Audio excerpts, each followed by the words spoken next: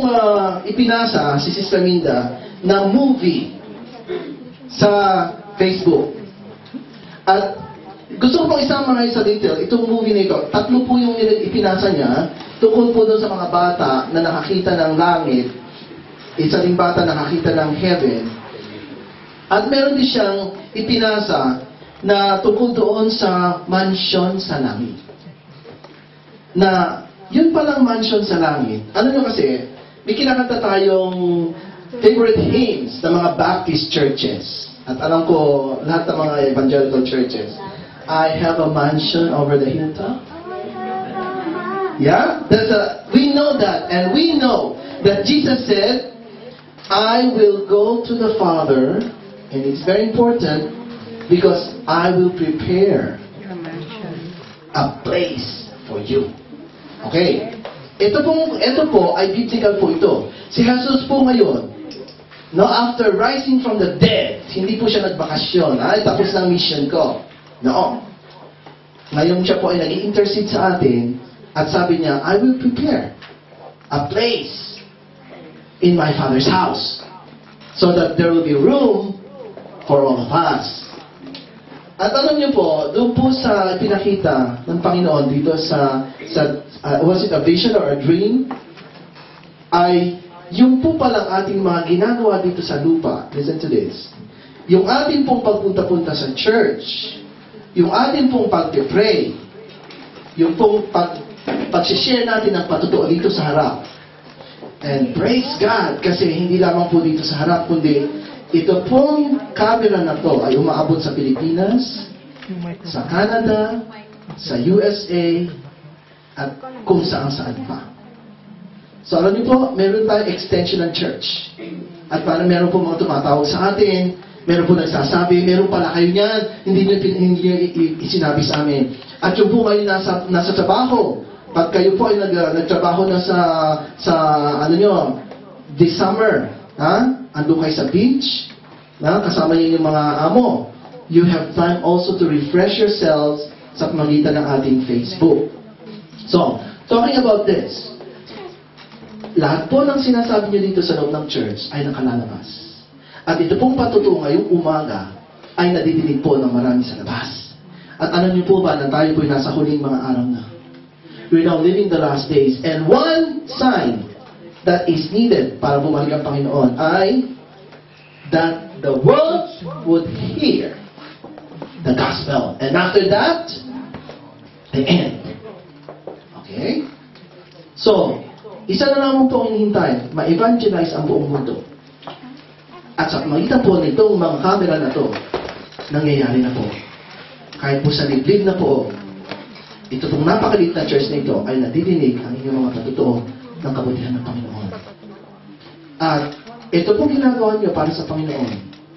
Kung kayo man po ay nag-i-intercede sa mga kaibigan ninyo, kung kayo man po ay nagiging ilaw sa mga trabaho ninyo, you don't really have to preach every Sunday. No? You just have to apply what you learn every Sunday. At kahit po sa mga trabaho nyo, makikita po yung ningning at liwanag at ang glory ng Panginoon sa buhay ninyo. At yung pong isang salita lamang po na banggitin nyo, yung po ay malaking tulong na sa marami. And why am I telling this?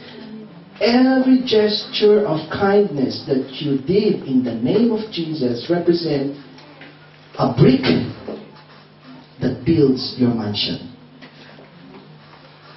Kung tayo po'y magpapatuloy na lumalakad at naglilingkod sa Panginoon, hindi po kayo ang constructor ng mansion na yon. According po, yung pong mga angels ang nag-build. And it's very logical. Meron po doon na mga naumpisahan, pero hindi po natapos. Naging abandonado. Nakakita na ba kayo ng construction na, wow, ganda ng mga bricks, mga pinili niya ng mga bato-bato. Tapos hindi natapos. Nakakapanghinayang, nangyari po yan dito sa Espanya. Na yung corruption po nung politician na yon Ayan, inumpisan po yung project, gusto nilang yung kanilang province ay maging sikat sa buong Espanya. At talaga pong nag-project ng napakalaki, humingi ng napalaking pera sa European market. Nag-invest naman ang Europe, pero hindi po natapos dahil po sa corruption. Hindi natapos. So ayun po, abandonado, sayang. Puro naman po mga bibigati na mga construction na mga materials ang ikinamit. Alam niyo po, sabihin ko sa inyo, sa mga ito, hindi po yung pag-uumpisa ang mahalaga sa atin. Yung pagtatapos.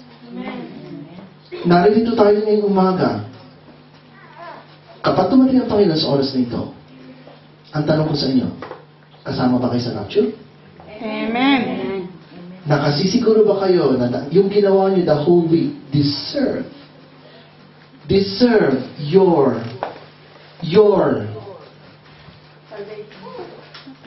presence with God? Ginawa niyo ba yung part niyo? Ginagawa niyo ba yung bahagi niyo? Nagiging tapat ba tayo sa ating mga natututunan? Yun po ang hindi ko maintindihan. Ang hindi ko po maintindihan na ito. Why, after knowing the truth, we prefer to live in the big lie of the enemy? Alam natin na ang ating kaligtasan ay nakabase sa biyaya ng Panginoon. Alam natin na ang salita ng Diyos ay totoo. Alam natin ito. Pero bakit po, after hearing, after studying the Word of God, after Sunday of listening to the testimonies of many of us, pagtalikod ni Pastor, doble vida ang kinabubuhay. Double lifestyle. Alam niyo po, hindi si Pastor ang dapat katakutan sa iglesia nito. Sino po? Panginoon. Nakatingin po ang Panginoon. Wala pong third eye. I would like to correct that. Ang banal na Espiritu po, sa oras na tinanggap niyo siya sa inyong mga puso, kasama na ninyo. At ano man ang gawin niyo, gusto ko kayong warningan. Kasi yung conviction na yan, hindi po yan. Ang tanong ko sa inyo, do you think the conviction lasts long? Does it remain permanent? No. That you will experience conviction? No. No. Sagutin niyo ko, bakit no? Because once we ask for forgiveness and once we will be restored with our relationship with the Lord, we will be restored in a way na marirelate tayo sa anuman na guilt. Okay? So that's yung perspective ay sa restoration. Once you are convicted and you ask forgiveness, then you'll be forgiven. Yan yung mga obedient ones. What about those who, despite of the conviction, they continuously justify their lifestyle filled with sin? Do you think the conviction in their lives will remain forever and ever? No. Okay, ito na. May dalawa na. Sige. No, why? When the person always sin, and the conscience will numb, and the Holy Spirit will already grieve. Precisely. Yes? Yes, because they are disobedient. Ang tanong ay, they are disobedient, no? Mananatili. Because the Lord wants to convict them until He will ask for forgiveness. Until they repent. Okay. So, tama pa rin ho yun. Yung sa kanya, para doon sa mga sinners na hindi pa nagkaroon ng encounter sa Panginoon, yes. Conviction will be continued, right? Kasi, di ba, hanggang sa mamatay, hanggang yung kriminal ay binigyan pa rin siya ng opportunity na magsisi. Ang tanong naman dun sa, yung kanyang sagot naman, Sister Marisol, ay yung mga tumanggap na sa Panginoon. Okay? Sila po ay Sunday after Sunday nasa iglesia. Sila po ay nagtuturo ng Bible. Sila po ay preacher. Meron daw po, nakakatuwa kasi nung makita nila yung movie na yun, pastorin, maraming mga pastor sa impyerno. Nakakatakot, isa ako doon sa pastor na pastor. Na yun, Okay, pero hindi ako sa impyerno. Bakit? Sa palagay niyo may mga pastor sa impyerno? Amen. Alam ko, amen lang. Meron, pastor. Nakakita na ba kayo? Okay. No, yes. Alam niyo po, hindi po, sa buhay po ni David at sa buhay ni Saul, makikita po natin ang katotohanan na hindi po lahat nag-umpisa na naging hari at na naging matalino at nag-aral ng salita ng Diyos at namuhay na kilalang Diyos ay mag-e-end sa langit. Praise God. I would like to invite you to attend the Sunday school class because there will be a great and wonderful lesson that you will learn from the class. But I will give you some publicidad. Okay? So that you will join the Sunday school. Ano daw po ang kaibahan ni David at ni Saul? Pareho silang hari. Okay? Pareho din makasalanan. Alam niyo ba na karumagduma ang ginawang kasalanan ni David? Yes. Yes. Yes! Okay? Murderer na, adulterer pa. Oh, yung ba mga murderer, adulterer, papasok sa langit? No. Pero ano ginawa niya? He repented and asked God's forgiveness. He repented, asked for God's forgiveness, and the Lord forgave him. 70 times 7. Okay. Pero hindi niya po inabuso yung 70 times 7 na yun. Hindi po siya 70 times 7 na nag-commit ng murder at adultery. Hindi po porke, God will forgive you 70 times 7. 70 times 7 ka rin mag-murder. 70 times 7 ka rin mag-adultery.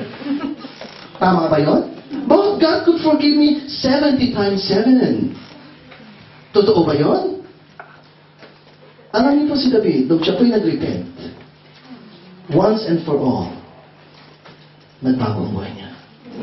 Hindi na po niya binalikan ang kanyang kasalanan. At yung pong adulterer na nahuli in act, na sabi ng mga tao, she deserved to be stoned to death, sabi ni Jesus. Okay, the first one who did not sin threw the first stone. Nagsulat na siya sa lupa at nag-iisip baka marami ang babato. Bigla po nag-disappear lahat. Bakit? Because they were convicted of their sins. Wala po tayong karapatan na mag-judge sa ibang tao. Okay? Ang Panginoon naman po nakakita natin mga puso. Pero, ito pong adulterer na ito, nung tumayo na ang Panginoon, anong sabi ng Panginoon sa kanya? You are forgiven. Go? No, go in peace. Go and sin no more. Meron pong commandment. Hindi po porque na-forgive na tayo, ay sige, meron nun akong 70 times 7. Sige, 400, ano yun? 70 times 7 equals